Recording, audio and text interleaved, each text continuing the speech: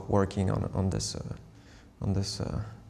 reality and virtuality things about fake and real. All this is on the same level, same surface. It's the same thing. But you're not eliminating the authentic experience. I mean, between fake experience, so virtual, and an actual in-flesh experience are at one time the same thing. Is that what the suggestion is as well? Yeah, I think so. Yeah, I can't. I mean, maybe I'm old-fashioned or something, but I think that the idea of human experience, the idea of the record of our experience, I think that there's, to a certain degree, I think that, well, I'm not going to say nihilistic, but I think that human experience is an incredibly important thing. And then there's a big difference between science and technology. Yeah. Right? Science is like as our brains move forward into the horizon, technology is the thing that stands behind, that puts maybe science into use and changes our actual human movements, the way that we get information, move through the world, talk to each other. But I do think that there's, I mean, for me, that maybe, you know, there's, yeah, I think that the human experience and the gap between what is real and what is fake, for lack of better terms, there is still quite a large gap there. I think it's not I was not trying to make a statement, and it's not something that I'm happy. The thing is that from my point of view, and this is not an attitude, is what I'm really live. Sometimes things are more real on TV than in reality, and yeah, that's a fact. Sometimes you can experience, let's say, a travel from Paris to New York with the advertising and everything that is around you. It's a design experience. You could live this on TV on your couch. It's kind of the same. One of my experiences after living in Europe for a while in the late 90s, and then going back to New York, the pace in New York was so fast. I mean, I was living in Switzerland, so Switzerland is a little different story, but nonetheless, it's a European experience, and I was traveling constantly through Europe. But nonetheless, going back to New York and the kind of pace of media and that whole world, it took a while to catch up again, because it moves so fast. And there, the difference between reality, what's on television and what's on the street and what's in the magazines and what's in this incredible overload, which only gets worse. Yeah. The blurring there is extreme, and this has been a gradual acceleration.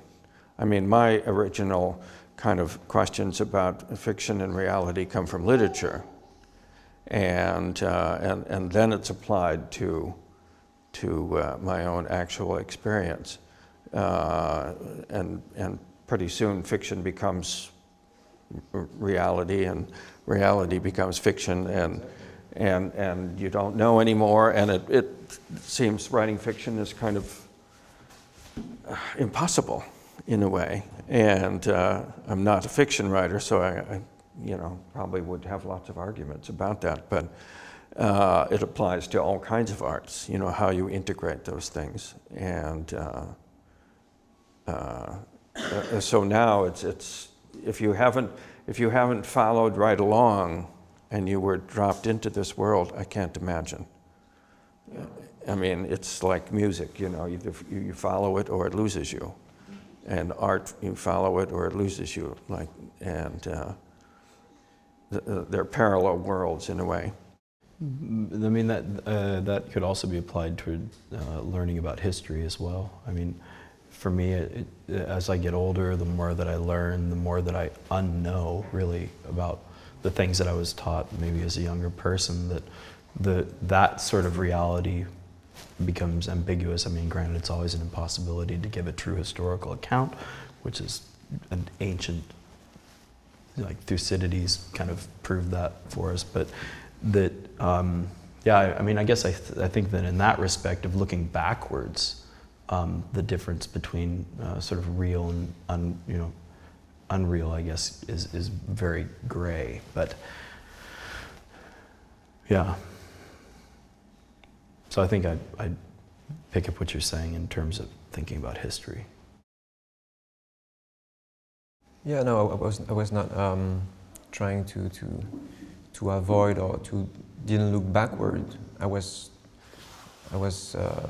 yeah, from my point of view, of course we need history and we need to know everything. I just have some doubts about the traceability and coming to origin of something. I'm not sure that it's really important.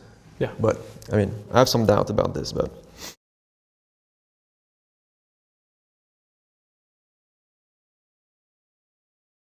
Well, also as things speed up